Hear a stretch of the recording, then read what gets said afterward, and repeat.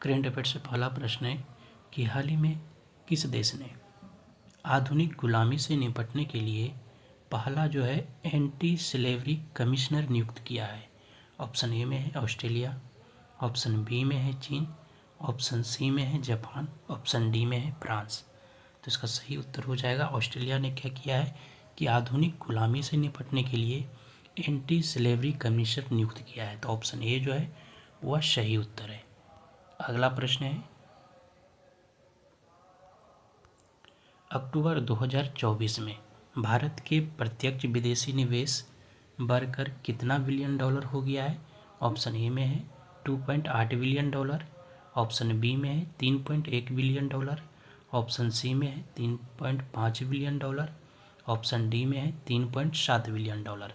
अक्टूबर 2024 में जो है भारत के प्रत्यक्ष विदेशी निवेश बढ़कर कितना बिलियन डॉलर हो गया है। तो इसका सही उत्तर हो जाएगा 3.7 बिलियन डॉलर। ऑप्शन डी सही है। अगला प्रश्न है कि हाल ही में कहाँ विश्व के सबसे बड़े फूलों में एक टाइटन अरूम फूल खिला है। ऑप्शन ए में है नीदरलैंड, ऑप्शन बी में है ऑस्ट्रेलिया, ऑप्शन सी में है मॉरिशस, ऑप्शन डी में है नाइजीरिया। हाल ही में कहाँ जो है विश्व के सबसे बड़े फूलों में एक टाइटन अरूम फूल खिला है। तो इसका सही उत्तर हो जाएगा ऑस्ट्रेलिया में। ऑप्शन बी सही है। अगला प्रश्न है कि प्रतिवर्ष किस तारीख को झारखंड स्थापना दिवस अपना मनाता है। ऑप्शन ए में है 15 नवंबर, 16 नवंबर, 17 नवंबर, 18 नवंबर। तो इसका सही उत्तर हो जाएगा 15 नवंबर को झारखंड जो है अपना स्थापना दिवस मनाता है। 15 नवंबर 2000 को बिहार से झारखंड अलग हुआ था। ऑप्शन ए सही है। अगला प्रश्न है कि रिलायंस इंडस्ट्रीज और वॉल्ट डिज्नी ने विलय पूरा कर कितने करोड़ रुपए का संयुक्त उद्यम बनाया है। ऑप्शन ए में है 70,150 करोड़ रुपए का, ऑप्शन बी में है 70,273 करोड़ रुपए का, ऑप्शन सी में 70,300 करोड़ रुपए का, ऑप्शन डी में 70,352 करोड़ रुपए का। रिलायंस इंडस्ट्रीज और वॉल्ट डिज्नी ने विलय पूरा कर कितने करोड़ रुपए का संयुक्त उद्यम बनाया है। तो 70,352 करोड़ रुपए का। तो ऑप्शन डी सही है। अगला प्रश्न है कि हाल ही में प्रथम भारत और किस देश का महासागर वार्ता आयोजित हुआ है। ऑप्शन ए में है अमेरिका, बांग्लादेश, जापान, इंडोनेशिया। तो इसका सही उत्तर हो जाएगा हाल ही में भारत और अमेरिका के बीच जो है एक महासागर वार्ता आयोजित हुआ है। तो ऑप्शन ए सही है इसका। अगला प्रश्न है कि हाल ही में कहाँ पारंपरिक ज्ञान के संचार और प्रसार पर अंतर्राष्ट्रीय सम्मेलन हुआ है। ऑप्शन ए में है नोएडा, गुरुग्राम, अम्बाला, पानीपत। तो इसका सही उत्तर हो जाएगा हाल ही में कहाँ जो पारंपरिक ज्ञान के संचार और प्रसार पर जो अंतर्राष्ट्रीय सम्मेलन हुआ है। तो इसका सही उत्तर हो जाएगा ऑप्शन बी गुरुग्राम पर में। ऑप्शन बी सही है।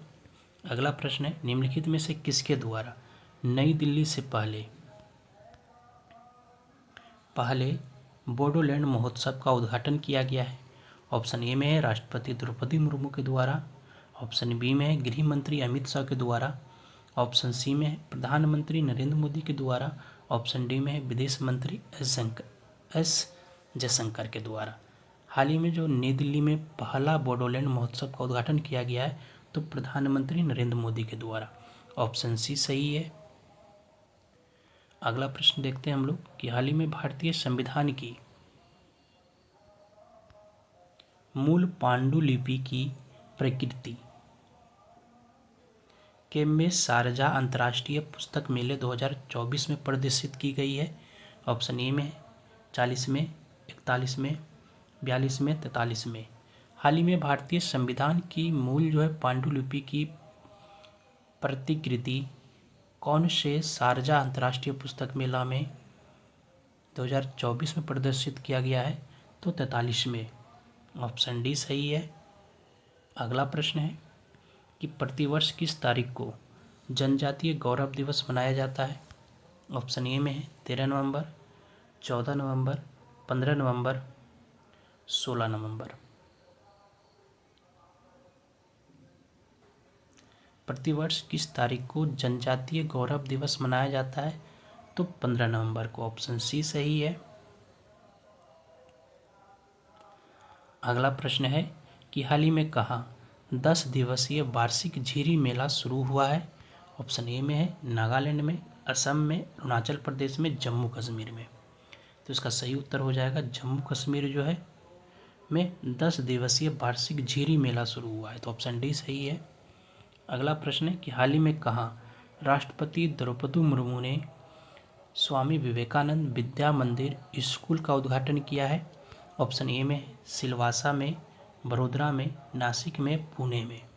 तो इसका सही उत्तर हो जाएगा सिलवासा में किया है राष्ट्रपति द्रौपदी मुर्मू ने स्वामी विवेकानंद विद्या मंदिर का उद्घाटन। तो ऑप्शन ए सही है।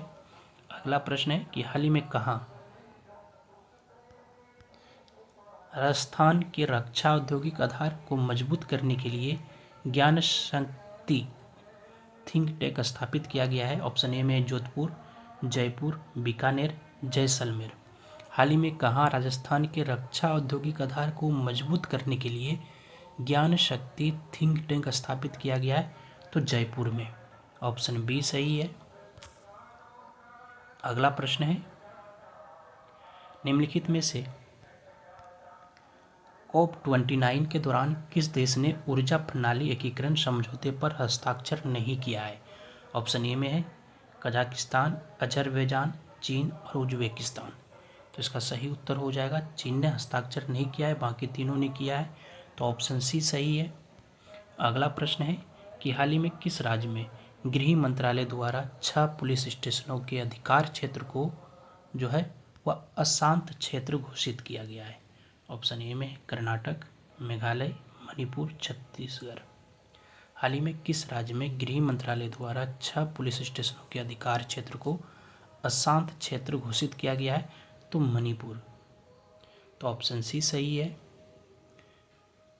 धन्यवाद आप सभी को। जय हिंद। मिलते हैं अगले दिन फिर करंट अफेयर के महत्वपूर्ण प्रश्नों के साथ।